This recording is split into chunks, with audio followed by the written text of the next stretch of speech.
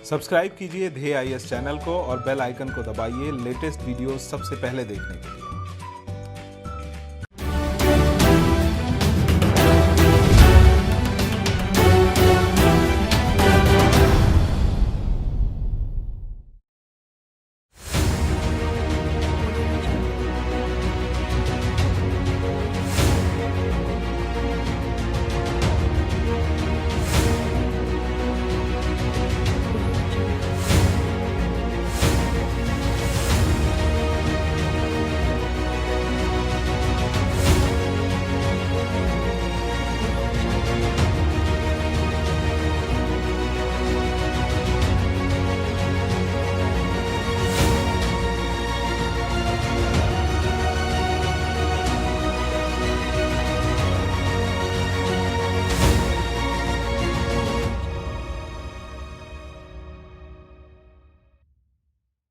नमस्कार, in focus कार्यक्रम में आपका स्वागत है। आज का हमारा विषय है इलेक्ट्रॉनिक्स विनिर्माण के लिए उत्पादन से संबंध प्रोत्साहन योजना यानी production link manufacturers scheme for electronics manufacturers. सबसे पहले जान लेते हैं ये विषय सुर्खियों में क्यों है।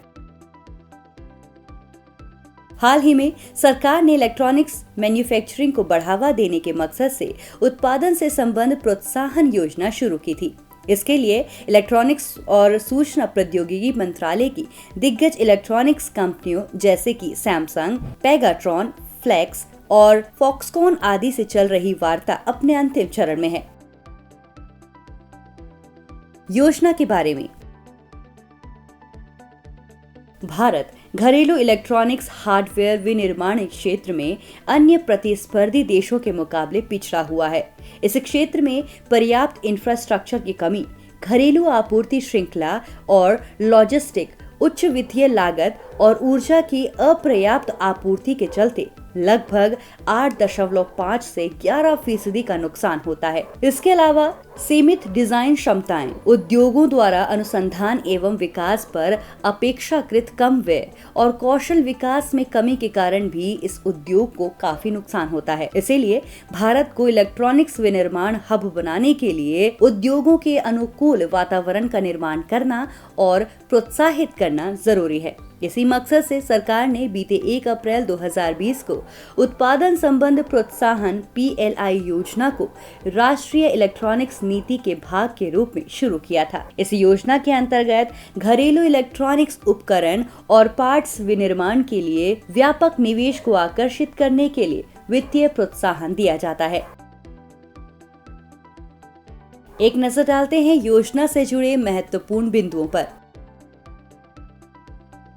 इस योजना के अंतर्गत भारत में निर्मित और लक्षित क्षेत्रों में शामिल वस्तुओं की वृद्धिशील बिक्री पर पात्र कंपनियों को 5 साल की अवधि के लिए 4 से 6% तक की प्रोत्साहन राशि प्रदान की जाएगी। बता दें कि वृद्धिशील बिक्री आधार वर्ष के मुताबिक तय की जाती है। इस योजना में वित्तीय वर्ष 2019-20 को आधार वर्ष के तौर पर माना जाएगा। योजना का लाभ उठाने के लिए कंपनियों को आवेदन करने के लिए शुरुआत में 4 महीने का वक्त दिया गया है, जिसे बाद में जरूरत पड़ने पर बढ़ाया जा सकता है। इस योजना का कार्यान्वयन एक नोडल एजेंसी के जरिए किया जाएगा। ये नोडल एजेंसी एक परियोजना प्रबंधन एजेंसी के तौर पर काम करेगी। साथ ही समय समय पर मीठी द्वारा सौंपे गए सचिवीय, प्रबंधकीय और कार्यान्वयन सहायता प्रदान करने जैसे दूसरे काम भी करेगी। क्या है इस योजना की पात्रता? योजना के मुताबिक 15,000 रुपए या उससे ज्यादा दाम के मोबाइल फोन बनाने वाली कंपनियों द्वारा भारत में निर्मित सभी मोबाइल फोन की बिक्री पर 6% तक की प्रोत्साहन राशि दी जाएगी। उस कैटेगरी में भारतीय स्वामित्व वाली कंपनियों द्वारा मोबाइल फोन बनाने के लिए अगले 4 सालों में 200 करोड़ रुपए की प्रोत्साहन राशि दी जाएगी। निवेश किस तरह का होगा?